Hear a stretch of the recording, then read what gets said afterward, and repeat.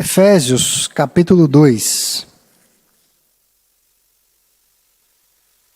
Por isso que eu gosto de colocar o texto corrido, não ícones.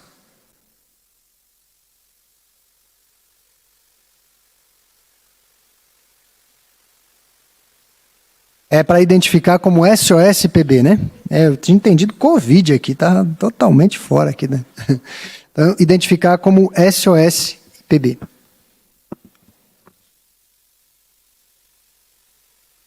Bom, meus irmãos, então, estou falando aqui de cima por conta da transmissão, é melhor para a filmagem, a angulação, mas a participação é permitida.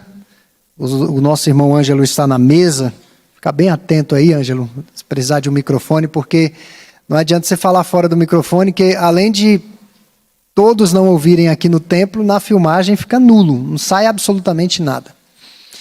Efésios, capítulo 2, versos 12 a 19. O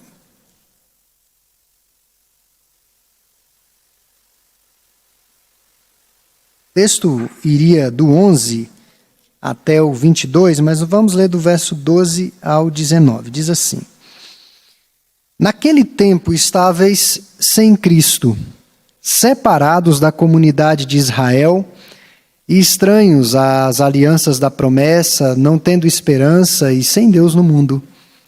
Mas agora, em Cristo Jesus, vós que antes estáveis longe, fostes aproximados pelo sangue de Cristo.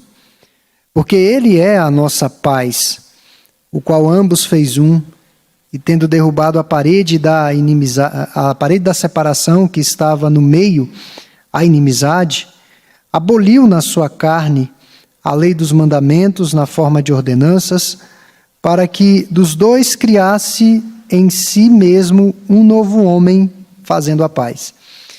A fórmula da paz mundial está exatamente aqui.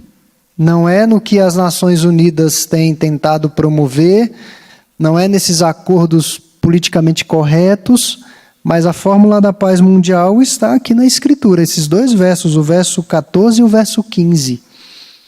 Verso 16: E reconciliasse ambos em um só corpo com Deus por intermédio da cruz, destruindo por ela a inimizade. E vindo, evangelizou a paz a vós outros que estáveis longe, e paz também aos que estavam perto, porque por ele ambos temos acesso ao Pai em um Espírito. Assim, já não sois estrangeiros e peregrinos, mas concidadãos dos santos, e sois da família de Deus. Esse é o texto base que nós vamos tomar como referência, mas eu quero iniciar aqui falando a respeito do nosso tema, o Evangelho e as etnias. Esse tema geralmente está associado a uma abordagem missional, ou ao aspecto missional da igreja. A igreja deve chegar nos quatro cantos desse mundo, embora seja redondo, mas tem que chegar nos quatro cantos do mundo, em toda a parte do globo habitável. É nesse sentido a evangelização até os confins da terra, até os lugares mais inesperados, onde se tenha gente morando, onde se tenha gente convivendo, pessoas. Então, geralmente esse tema é abordado sob essa perspectiva. Hoje nós vamos fazer outras aplicações. Nós não precisamos ir muito longe para pregar o Evangelho a pessoas necessitadas. Na verdade, a igreja está em missão o tempo todo. O tempo todo. E quando nós falamos de evangelização, a evangelização é um anúncio, a missão é um pouco mais encorpado. Exige um envolvimento, um engajamento maior. Nós vamos falar ao longo desse ano muito, por isso que eu achei esse tema altamente pertinente, caiu como uma luva dentro do propósito do Conselho para a Igreja nesse ano de 2022. Se os irmãos notarem, mudamos o nosso lema na capa do boletim, uma igreja que vive para pregar o Evangelho. E esse pregar o Evangelho muitas vezes é confundido com panfletagem a entrega das biblinhas é importante, mas geralmente quando estamos numa distribuição de biblinhas, raras são as oportunidades de parar e conversar com alguém efetivamente sobre o evangelho. Nós entregamos a biblinha, esse é o objetivo. Mas isso não é evangelização. É um tipo de panfletagem. É um tipo de primeiro contato que se vai ter. E a ideia da entrega da biblinha é o quê? É que a pessoa que recebe seja despertada em sua curiosidade. E diga, mas o que é isso? A partir daí você começa um diálogo, a partir daí você tem a oportunidade de efetivamente evangelizar, anunciar Cristo. Obviamente que ela pode, e eu creio que isso acontece, ela chega em casa, lê a biblinha, tem uma série de informações importantes a respeito do evangelho. Mas nada como um crente testemunhando aquilo que Deus tem feito em sua vida. Então, se você não sabia que a entrega da biblinha tinha esse objetivo de iniciar uma conversa, então saiba que esse é o risco enorme que se tem de se entregar essa literatura. Então, a evangelização é um anúncio mais direto, ainda que seja pessoas que você não conhece. A missão é algo muito mais encorpado. A missão implica no envolvimento, no engajamento, não apenas de falar a pessoa e ela ir embora. Numa ação, sei lá, do Dia da Mulher, uma data especial, que você está ali no metrô entregando, a pessoa está correndo, de repente você consegue parar 5 minutos, você apresenta o plano de salvação, aquela pessoa vai embora, talvez nunca mais você veja aquela pessoa. Nunca mais. Talvez você até esqueça daquela pessoa. Já aconteceu de irmãos evangelizarem e simplesmente esquecerem completamente, depois de muitos anos. Aquela pessoa que foi evangelizada não esqueceu daquele rosto cristão. E reencontra. Fala, olha, você foi a primeira pessoa que me falou de Jesus. E você nem lembra quando, motivo, causa, circunstância que aconteceu. Mas a pessoa se rendeu a Cristo pelo que você pregou a ela. Mas você não acompanhou essa evolução, esse crescimento na fé. A missão, irmãos, é nessa direção. Na missão você se envolve orando especificamente por alguém ou por um povo, por um grupo de pessoas. Você é tomado de...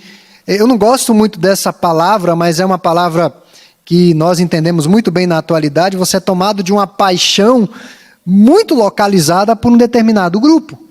Seja por um grupo, uma tribo indígena, uma nação específica, ciganos, já vi crentes tomados de amores para evangelizar ciganos, crianças abandonadas.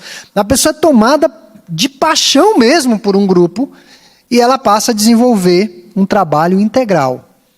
Ela passa a investir financeiramente, ela passa a orar, ela passa a trabalhar com esse determinado grupo. Tem gente que, tomado por uma missão específica, às vezes está ali fazendo, porque para traduzir a Bíblia para certos dialetos, você precisa de uma carreira de estudos, uma carreira acadêmica. Existe aqui em Brasília, quem não foi, não conhece, vale a pena ir, a Missão Além. Eu não sei o que significa a sigla, tá? Mas além não é do além, é uma sigla. Mas em outras palavras, essa Missão Além é um centro acadêmico de ensino de línguas para que você aprenda a língua de um determinado grupo e trabalhe com esse grupo o resto de sua vida, traduzindo a Bíblia para aquele dialeto. O objetivo maior deles não é que o missionário chegue lá e pregue e não deixe um legado. O legado que ele vai deixar é a Bíblia traduzida no dialeto específico. E é incrível. Nós já trouxemos pessoas da Missão Além aqui que trabalham com determinados grupos. São tomadas do senso da missão, do amor por aquele determinado grupo.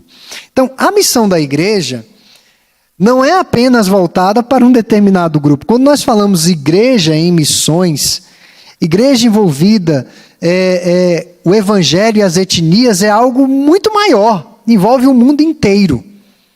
Mais de 200 países. Não sei quantas línguas.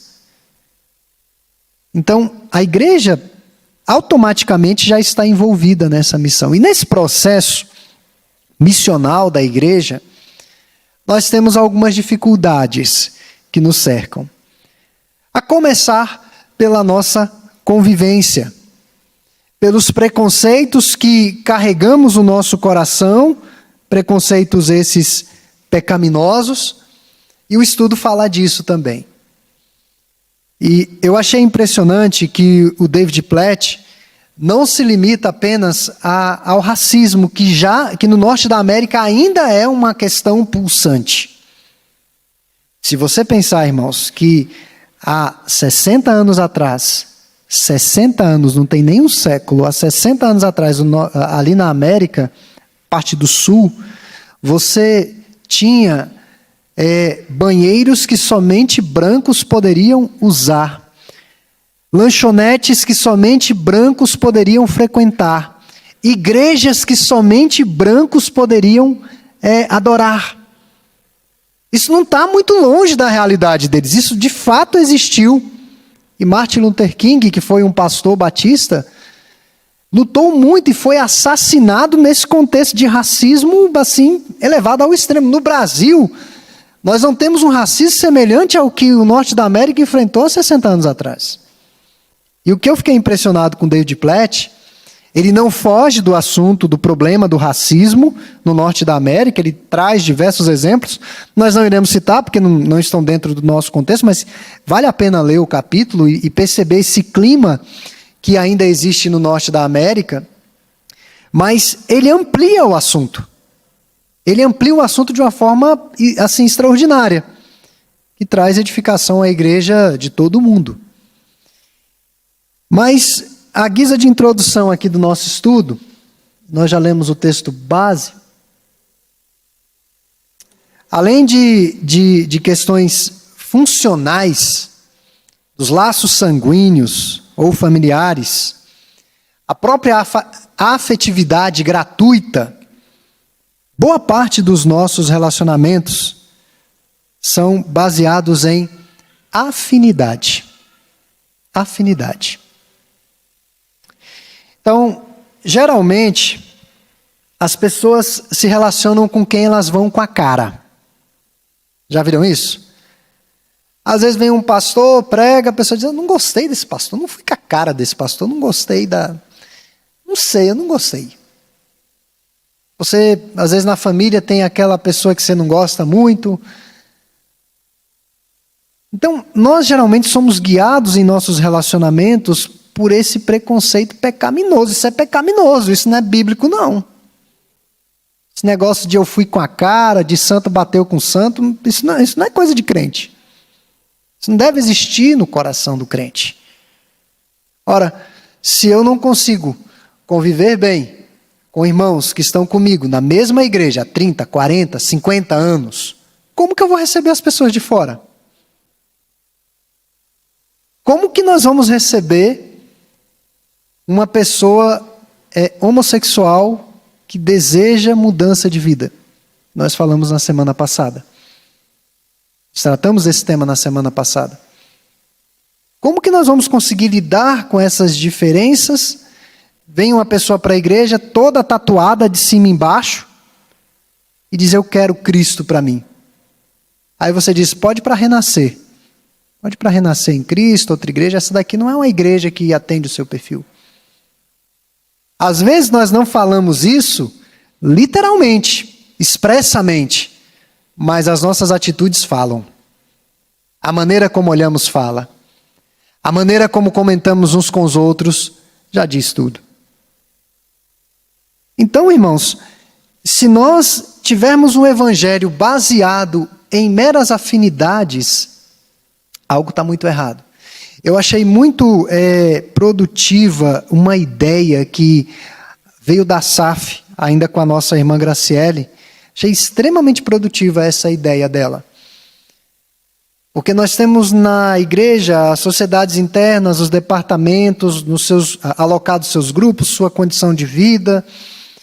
Então, as mulheres têm uma palavra específica, os homens têm uma atividade específica, os moços, os adolescentes, as crianças. E eu vejo que isso é importante, é produtivo, é necessário. Por isso que os jovens saíram para ter uma lição dentro do contexto que eles estão vivendo, na linguagem que os alcance. Há uma preocupação que a gente comunique na linguagem deles. Mas algo que a nossa irmã fez enquanto presidente da SAF alguns anos atrás me deixou muito reflexivo. Ela começou a fazer atividades de interação com as sociedades internas e departamentos da igreja. A SAF com as crianças, a SAF com os moços, a SAF com os adolescentes. Esse intercâmbio que é fundamental.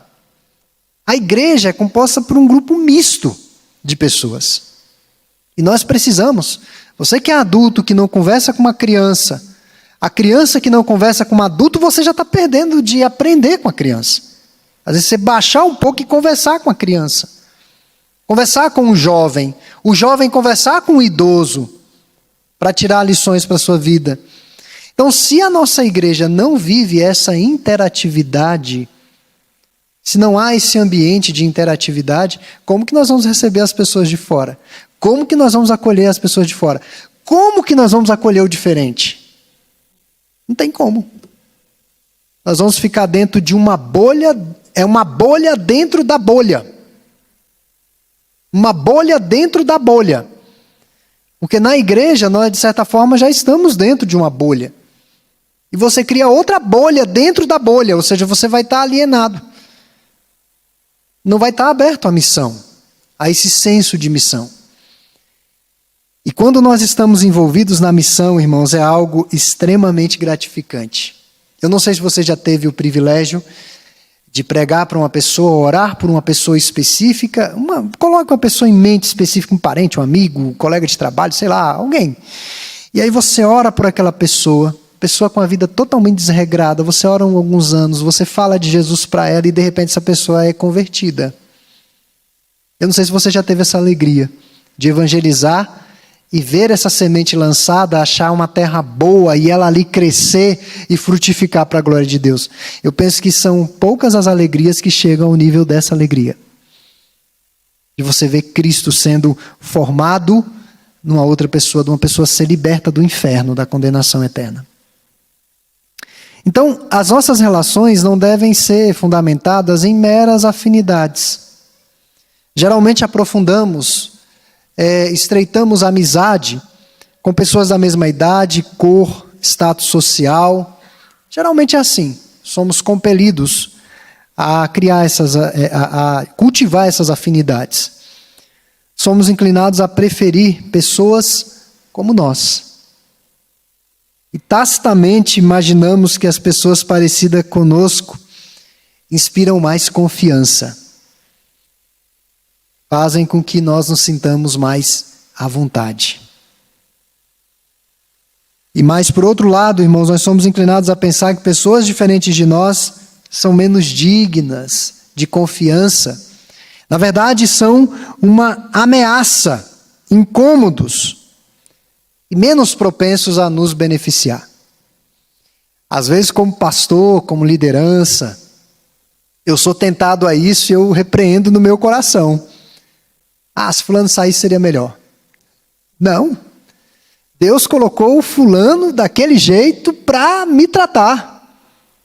Para me tratar. O meu coração egoísta.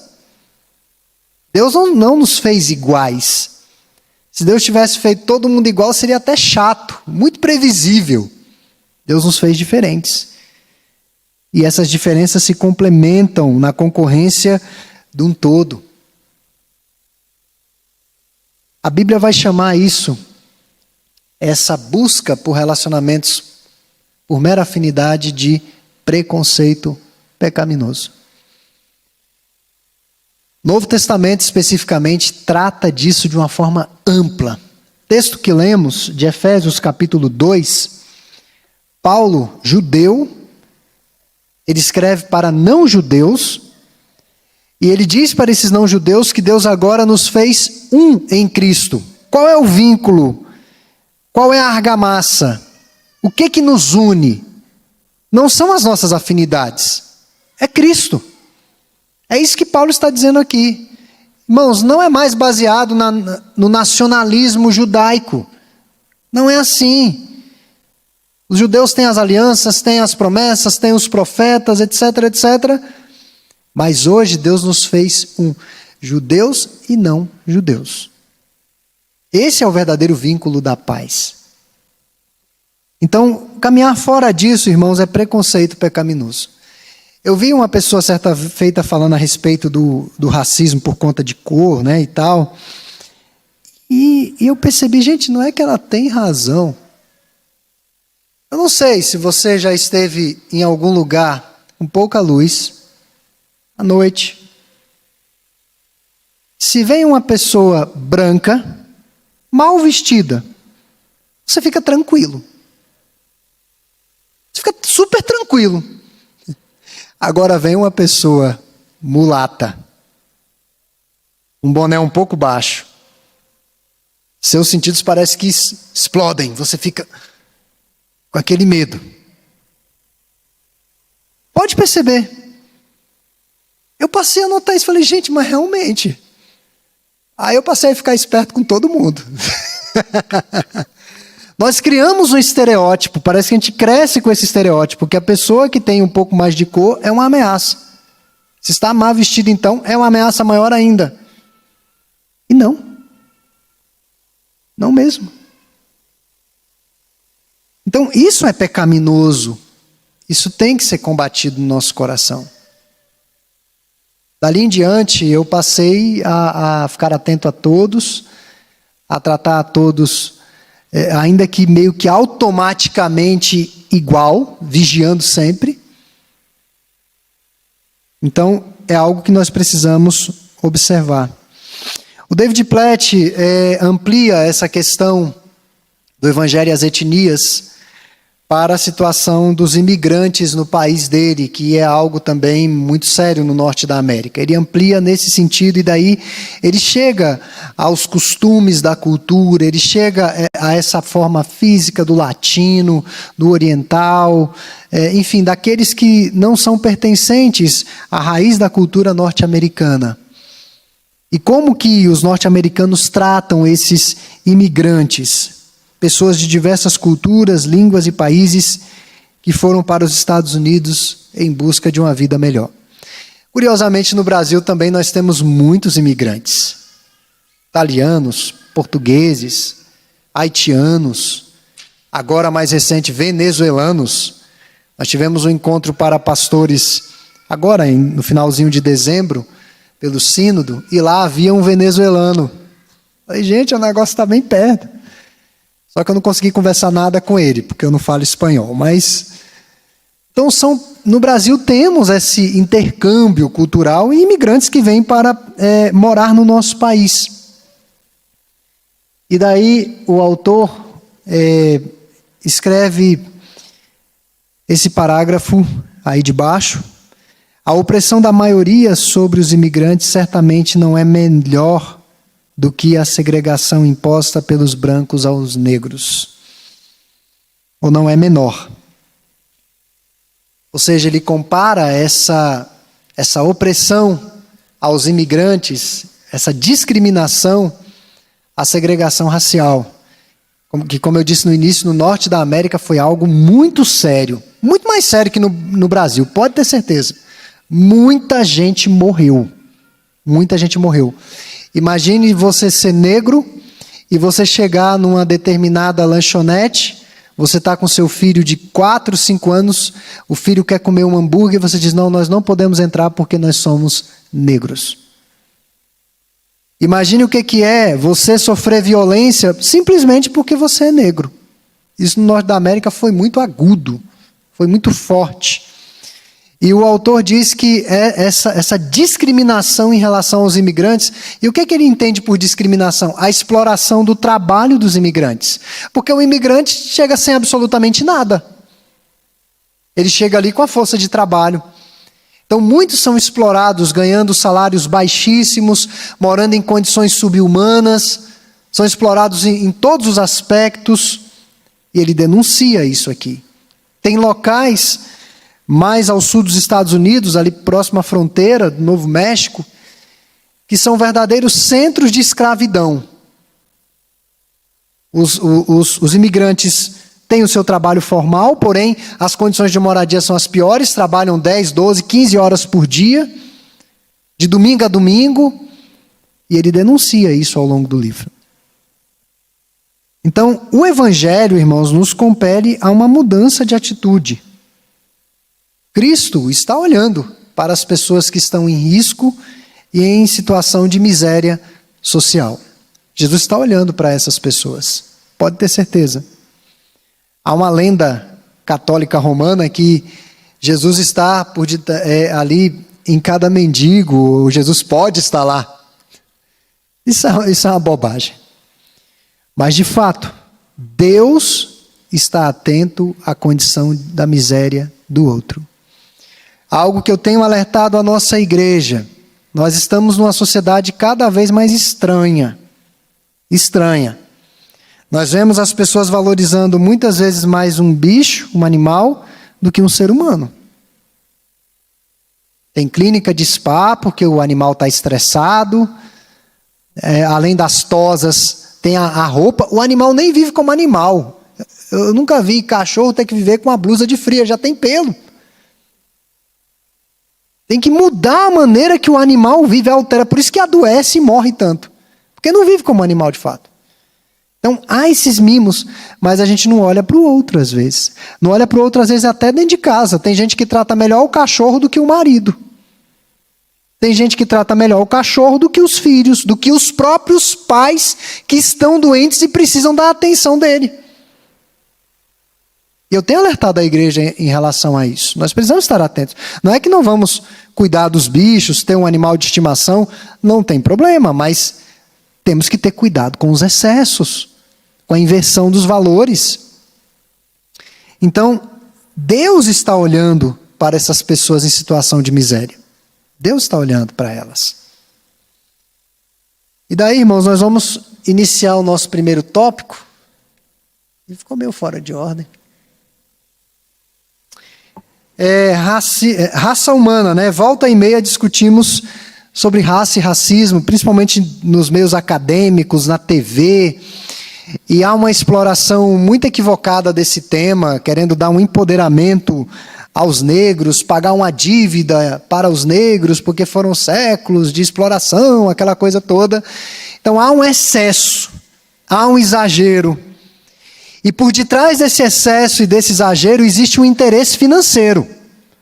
Porque essas ONGs que supostamente ajudam pessoas que estão em situação vulnerável por conta da sua cor de pele, ganham muito dinheiro do Estado. Na atual gestão, não. Mas em outras gestões ganhavam, era muito dinheiro. E a pergunta que se faz é, com esse tanto dinheiro que ganhavam, não conseguiram mudar a situação social dessas pessoas. Então, por detrás desse discurso de lacração que a gente fala, existem interesses escusos por recursos financeiros. Isso tem que ser falado aqui. Não tem como escapar disso. Mas volta e meia nos vemos discutindo sobre essa questão. Cotas raciais, nem ter cota, porque você está dizendo que o negro não tem a mesma inteligência que o branco, é um racismo piorado. Tem a mesma capacidade, é ser humano do mesmo jeito. Que não teve as oportunidades. Meus irmãos, veja aqui na igreja, boa parte dos irmãos que lograram êxito em alguma carreira, se eles estudaram em escola particular. Boa parte dos irmãos, se tiveram uma vida confortável antes. Muitos irmãos vieram para Brasília praticamente sem nada. Sem nada. Aqui começaram a trabalhar em outras atividades, estudaram escola pública, muitos foram para a Universidade de Brasília trabalhando, terminaram seus estudos, se fizeram profissionalmente, e sem base, sem plataforma. E nós estamos criando. Não, tem que ter uma cota para dar um empurrão. Aí você tem esses tipos de universitários que não mereciam estar na faculdade. Não mereciam, porque não tem condição de fazer um vestibular. Universitários que mal conseguem ler, e eu falo isso para os irmãos porque a minha esposa é professora universitária. É um absurdo. Eles não conseguem entender um enunciado, interpretar um enunciado. Universitários, eu estou falando de universitários, que não deveriam estar lá. E a coisa banaliza tanto, que às vezes a pessoa é quase galega, e ela quer entrar por cota. Pode olhar algumas reportagens. Então, é algo que nós estamos discutindo. É um tema atual. Embora a Bíblia não vá falar explicitamente, mas a Bíblia, aqui nesse texto, na minha concepção, outros textos, a Bíblia nos ensina como lidar com essas questões. Então, seja por meio de fóruns, debates, seminários, são apresentados diversos caminhos para as resoluções dessas tensões raciais. Mas o que é proposto pelo autor do livro é firmar pressupostos sobre a humanidade que sejam bíblicos, eminentemente bíblicos e não humanistas. Se os pressupostos forem humanistas, nós não teremos soluções para esses problemas. E nós apenas estamos prolongando o discurso, o debate, e não chegaremos a uma solução. O entendimento bíblico da criação, deixa eu ver se é o próximo aqui. O entendimento bíblico da criação do homem e da mulher como imagem e semelhança de Deus, se todos compreendessem criação de homem e mulher, imagens de Deus, pode ter certeza que muito derramamento de sangue ao longo da história teria sido evitado. Muito do sofrimento humano teria sido evitado. O próximo é imagem e semelhança de Deus. Não importa a cor de pele dele. Não importa a condição social dele. É imagens. Eu não estou falando da igreja. Eu estou falando dos seres humanos. Igreja já é um outro patamar de consideração que nós precisamos ter. Porque quando nós pensamos na igreja, cada irmão desse que está sentado no banco, cada um. Eu não sei quem é salvo e quem não é, mas assim, pressuponho que cada um desses irmãos foi alvo do sacrifício de Cristo. Cristo pagou um preço de sangue, um preço caríssimo por eles. Então eu devo zelar por esses irmãos. Não tem um ditado popular que diz assim: o amigo do meu amigo é meu amigo? Não tem esse ditado popular? Então, aqueles que Cristo deu a sua vida, eu também devo dar a minha vida por eles. É a consideração que Cristo tem em relação à sua igreja. Mas eu estou falando aqui, nesse primeiro momento, de imagem e semelhança de Deus, que vai muito além dos muros da igreja. Se a humanidade tivesse compreendido essa doutrina fundamental, escravidão, horrores da guerra, nazismo, xenofobia e racismo, todas essas práticas são obras de pessoas que acreditam ser superiores às outras. Pode notar. O nazismo tem a sua premissa em quê? Na raça ariana, raça superior. Então, as raças inferiores têm que ser eliminadas. É um orgulho, uma empáfia pecaminosa, claro. Pelas Escrituras, primeiro livro de Moisés, chamado Gênesis, no capítulo 1, todos os seres humanos foram criados imagem e semelhança de Deus. Chama muita atenção que os primeiros irmãos que existiram, tiveram um problema. Caim se levanta e mata covardemente Abel. Deus viu. Deus julga Caim. Deus passa algo na testa de Caim e marca Caim. E Deus diz: aquele que matar Caim vai morrer também. Ou seja, nem Deus julgou tão severamente naquele primeiro momento. Imagem e semelhança de Deus. Em Gênesis 10:31, nos é esclarecido que as pessoas foram divididas segundo suas famílias, segundo as suas línguas, segundo suas terras e segundo as suas nações. Paulo fez referência a isso aos filósofos gregos no Areópago, em Atos 17:26, texto que nós vamos ler. Atos 17:26. Foi um discurso diante dos filósofos gregos no seu templo, chamado templo da filosofia, do pensamento. E no verso 26, Paulo diz assim: de um só fez toda a raça humana ele não fala que todas as raças, toda raça, a humanidade está enquadrada em uma raça, para habitar sobre toda a face da terra, havendo fixado os tempos previamente estabelecidos e os limites da sua habitação. Não sabemos, irmãos, qual foi o tom de pele do primeiro casal. Não sabemos. Geralmente eles são retratados como loiros, mas nós não sabemos qual foi o tom de pele do primeiro casal.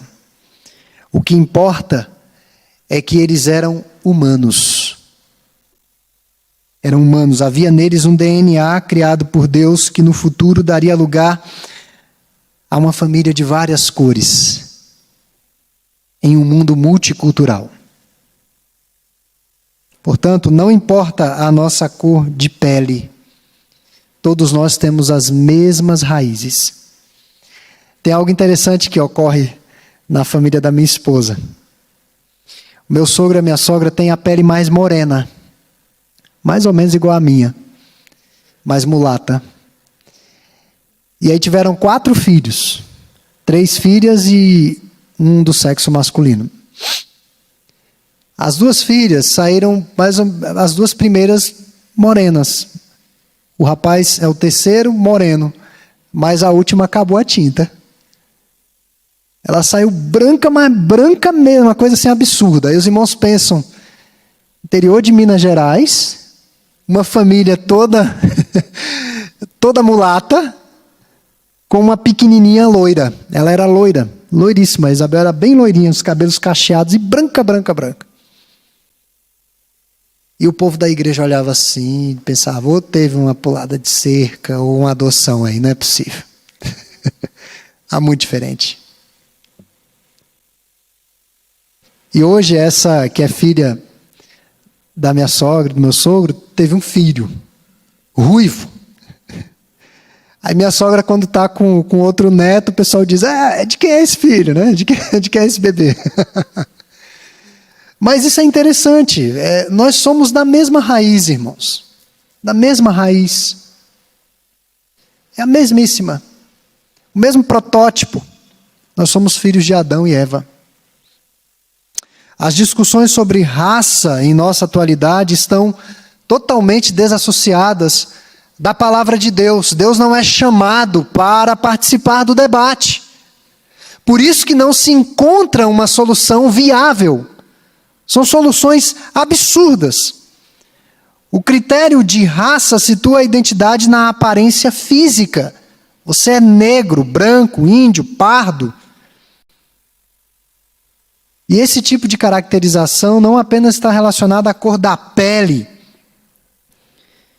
e atributos físicos, mas carregam estereótipos firmados em traços biológicos.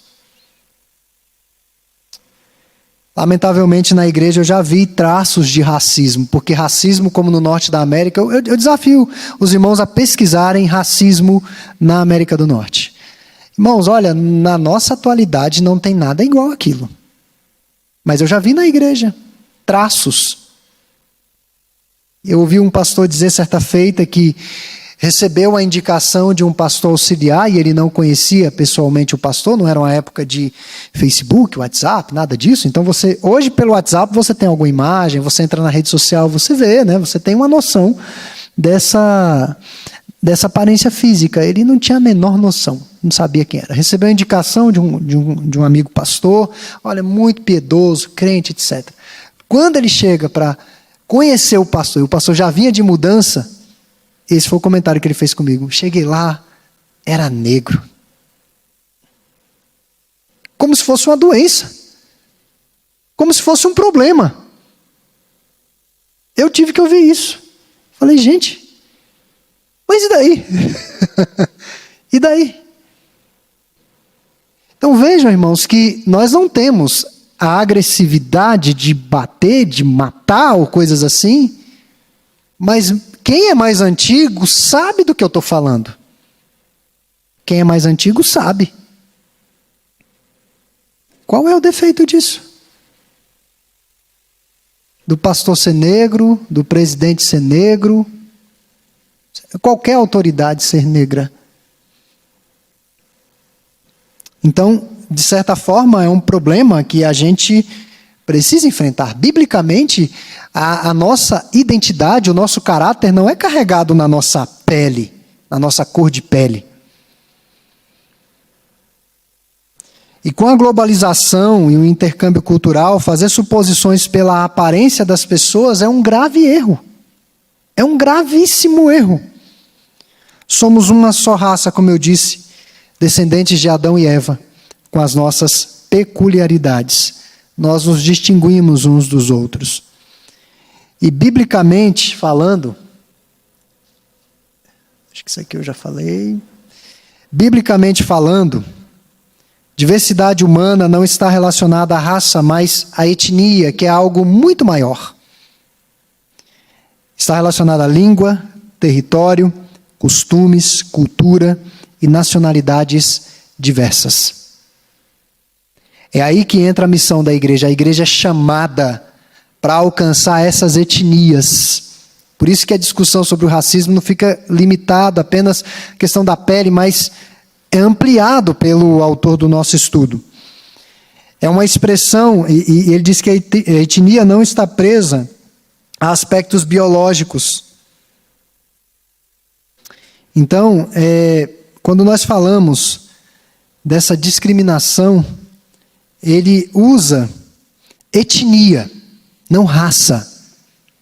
E a etnia é uma expressão mais fluida, porque leva em consideração o todo, características sociais, culturais, linguísticas, históricas e até mesmo religiosas. Por isso que a missão além, quando alguém se propõe a trabalhar com um determinado grupo étnico, eles fazem um mapeamento daquela cultura e transmitem para o missionário. Se você vai para uma tribo indígena e ali tem os seus costumes, é preciso fazer distinção daquilo que é cultural e não prejudica o espírito ou o espiritual. Fazer essa distinção para que não se viole a cultura daquela etnia. Para que se respeite a cultura daquela etnia. E nesse sentido, os evangelizadores ao longo da história pecaram bastante.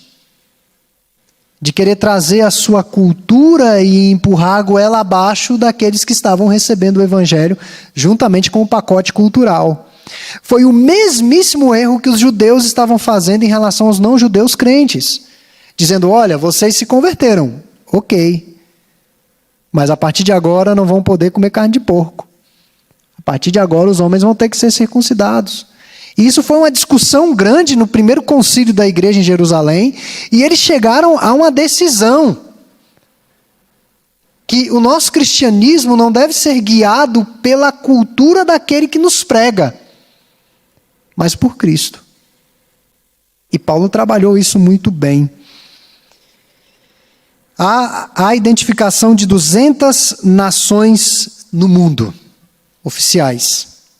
Os antropólogos apontam para milhares de nações. Milhares ao longo da história. E é possível na mesma nação existirem diversas etnias. Você vai a países da África que eles conversam fluentemente 4, 5 línguas. É uma Babel depois que foi destruída a torre. E falam bem todas as línguas, inglês, português, espanhol, e ali conversam todas as línguas. Tem várias etnias na mesma nação, mas isso é raro. Então, para os militantes, abandonar as categorias branco e negro nos debates sobre raça e racismo seria ignorar séculos de opressão. Mas nós não vemos dessa forma. Falar sobre etnias é ampliar e aprofundar esse debate. O racismo é pecado. É pecado nascido no coração onde há orgulho, altivez e preconceito. Não tem como tratar de outra forma. É pecado. Algo que precisa ser confessado e abandonado. Tanto o racismo do branco para com o negro e o racismo reverso também. Porque tem negros que têm preconceito em relação a brancos. Isso é pecado também. Esse tipo de reação. O que torna o evangelho possível? É o nosso último ponto a ser tratado essa manhã. Desde o primeiro assassinato da Bíblia, nós temos aí uma espiral crescente de intrigas e guerras étnicas. Às vezes, analisando o nosso tempo, início do século XXI, eu creio que nós estamos na década de 20 do século XXI, nós ainda vemos guerras entre nações. Os irmãos já pararam para pensar no tipo de comportamento se existe um comportamento mais primitivo do que esse? Guerras entre nações, pessoas se matando. Animosidade cultural. E desde o primeiro assassinato, nós estamos nessa luta, nessa guerra. As páginas das Escrituras e de toda a história da humanidade estão repletas desse pecado de animosidade étnica.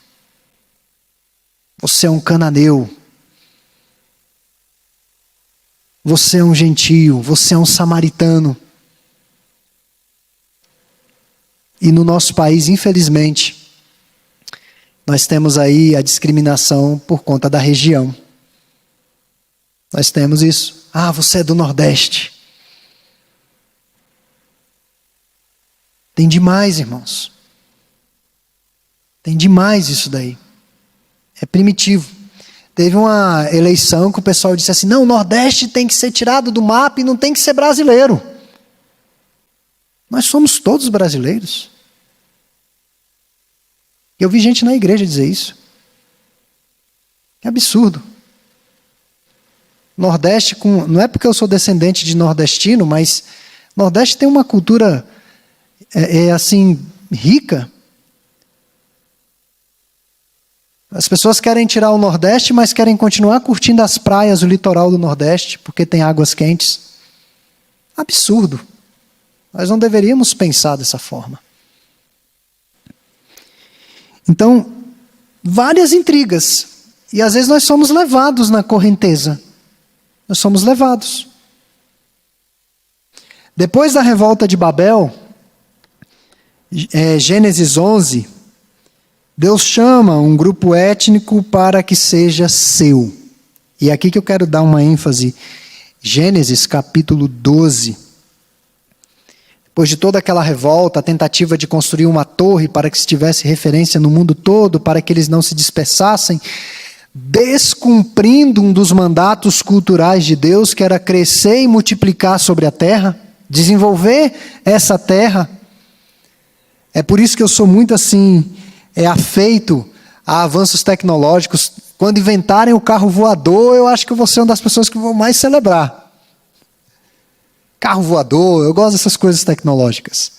Porque eu vejo nisso o cumprimento do mandato cultural. Deus mandou desenvolver. Nós não estamos mais num jardim, nós estamos numa cidade.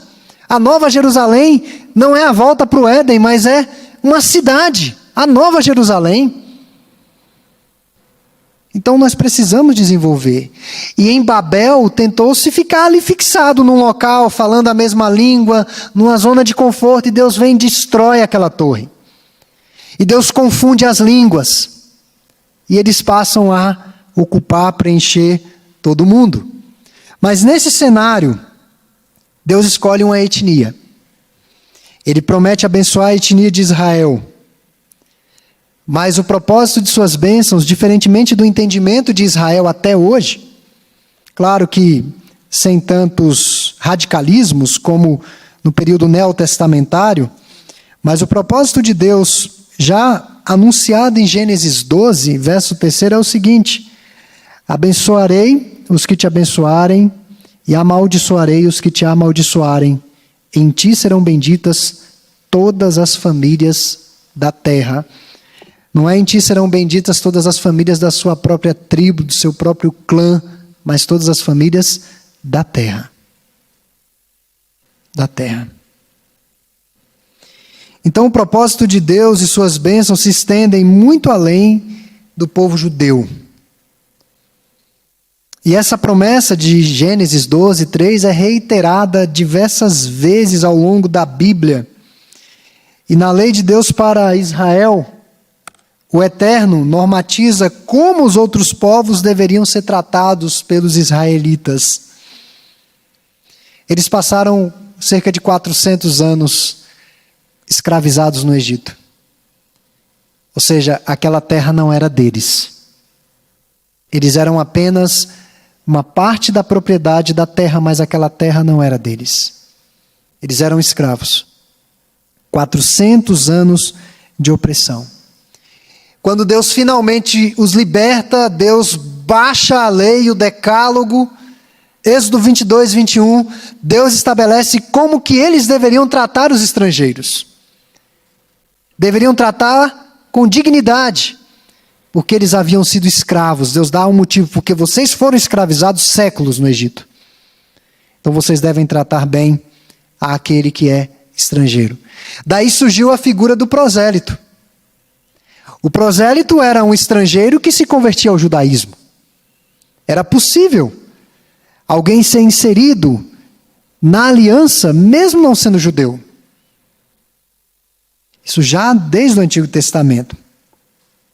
Então Deus denunciou a opressão ao estrangeiro em várias partes do Antigo Testamento, Ezequiel 22, 29, Jeremias 7, 6, Zacarias 7, 10. Deus denunciou que os estrangeiros estavam sendo explorados e não deveria acontecer assim. Geralmente, irmãos, os imigrantes estão separados de suas famílias em uma situação de vulnerabilidade e miséria social. Geralmente é assim. E Deus tem por eles compaixão. Salmo 149, 6, os aloca com os órfãos e as viúvas. Temática que nós já tratamos aqui nessa série. Como lidar com os órfãos e as viúvas. E olha o que acontece com o Senhor Jesus. Ao nascer, ele já entra numa situação de imigrante.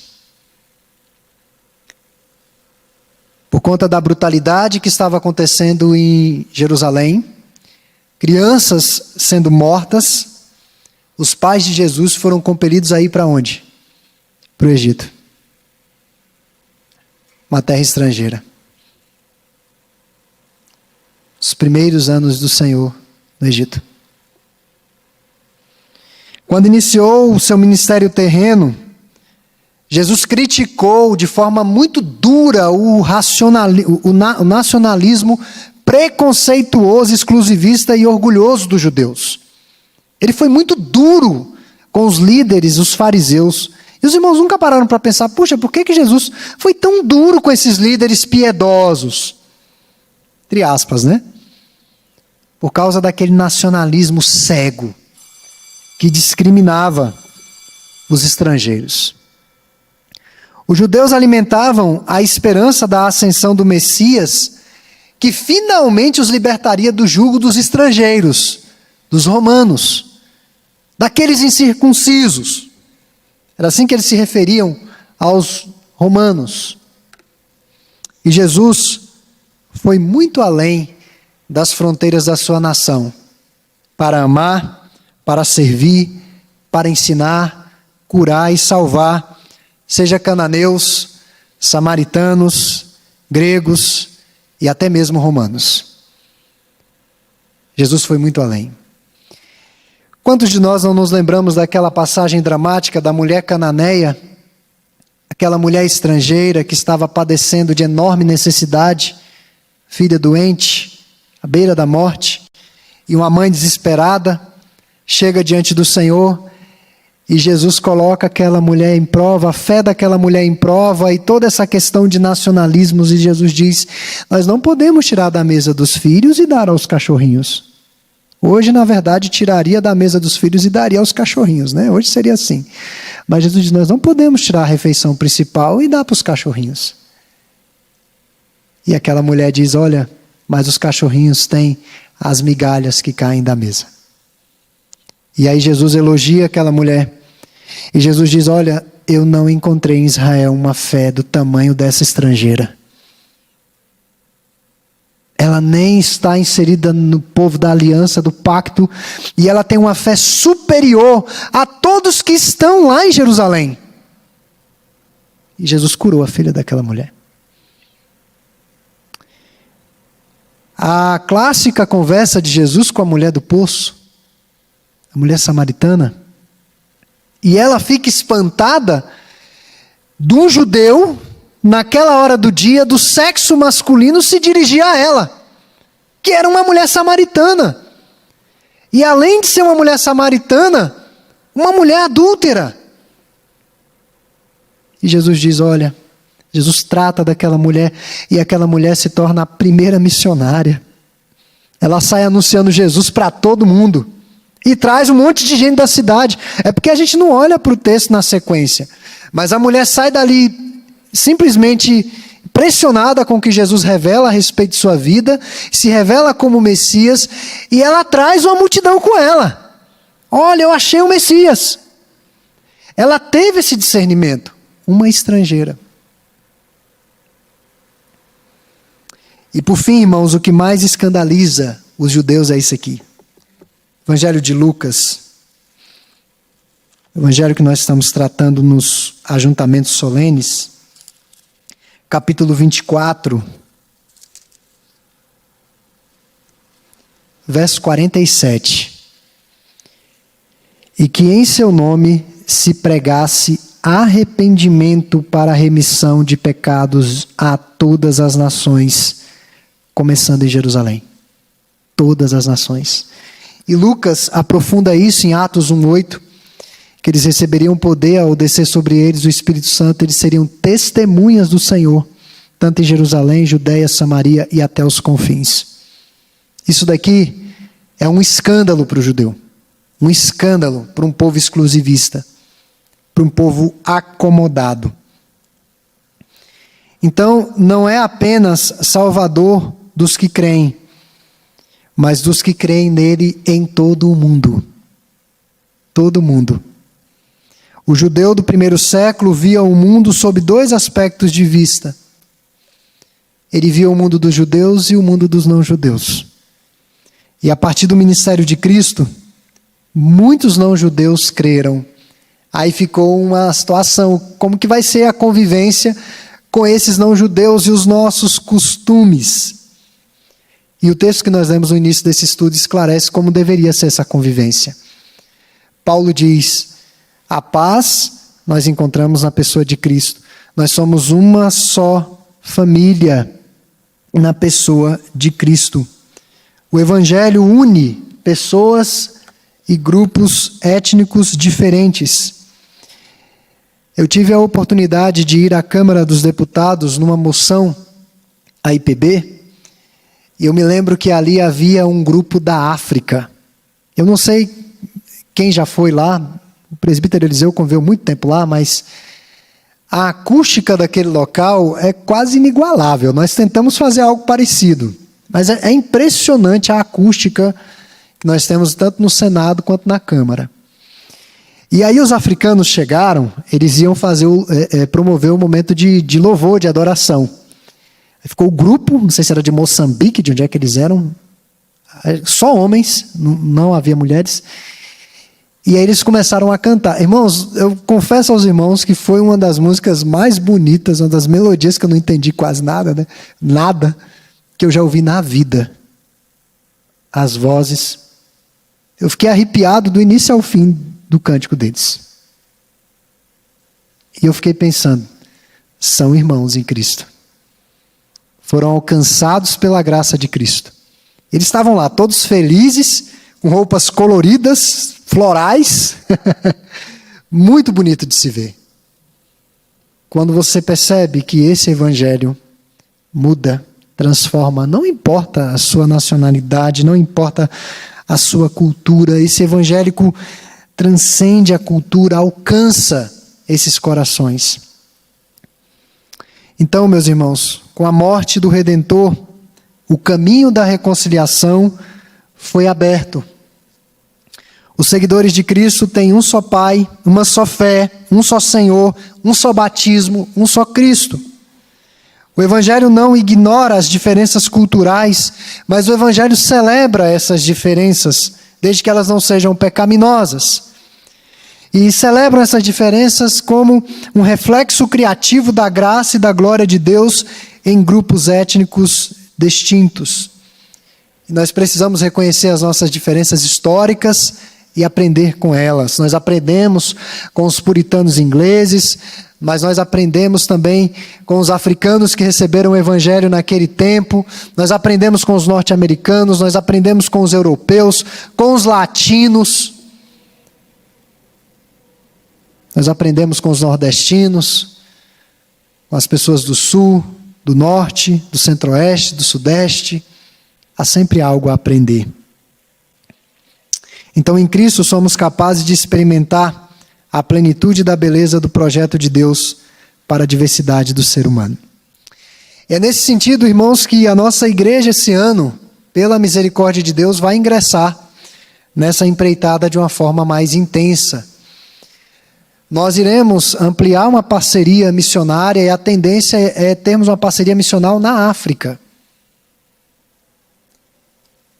E o projeto do Conselho é ter uma parceria missionária por ano, adicionada ao que já temos. Para percebermos outras realidades que o Evangelho tem alcançado além da nossa bolha. E, finalizando, qual a aplicação que nós fazemos diante de tudo isso que ouvimos essa manhã? Primeiro é que nós temos que lutar contra o preconceito em todas as suas formas. Eu não estou falando aqui como os militantes falam, mas eu estou falando aqui biblicamente, fundamentado nas Escrituras. E quando eu falo lutar contra toda forma de preconceito, não é ressaltar aquela condição que coloca a pessoa por baixo, mas todos são iguais diante de Deus, todos têm dignidade diante de Deus. Então não tem preconceito contra a mulher, porque geralmente o que esses grupos fazem? A mulher que sofreu algum tipo de preconceito, de limitação, é empoderada. Aí os irmãos veem essas expressões, empoderamento feminino, ou seja, a mulher é mais poderosa que o homem, que qualquer um, a mulher pode tudo. Não. A Bíblia não fala sobre isso. Isso já é uma distorção. Toda solução que sai fora do eixo do que Deus estabeleceu é distorção e aberração. A mulher tem o seu valor, a Bíblia dá esse valor à mulher, mas a mulher não é maior que o homem e o homem não é maior do que a mulher.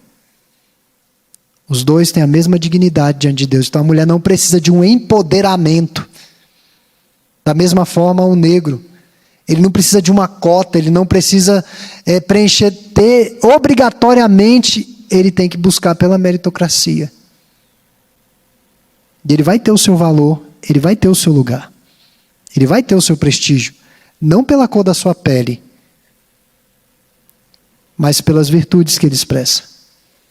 Então toda solução que foge àquilo que Deus estabeleceu é distorção. Então nós temos que lutar sim, contra toda forma de preconceito. Sabemos, irmãos, que não vamos conseguir eliminar por completo esse desnível, mas nós precisamos trabalhar para minimizar esse desnível. Trabalhar com todo o afinco. Por fim, no final das contas, 1 Pedro 2,11 diz que todos nós somos imigrantes, todos nós somos estrangeiros em terra estranha. Então não temos que se sentir muito donos de uma situação. Eu sei que a gente tem esse negócio, a minha igreja, a minha casa, existe isso. Mas não deixe isso tomar conta do seu coração. É a igreja do Senhor. É a igreja que está aberta para acolher, para receber pessoas diversas. O Evangelho afeta a maneira como vemos e nos relacionamos com as pessoas. Que Deus possa, irmãos, aplicar essa palavra aos nossos corações.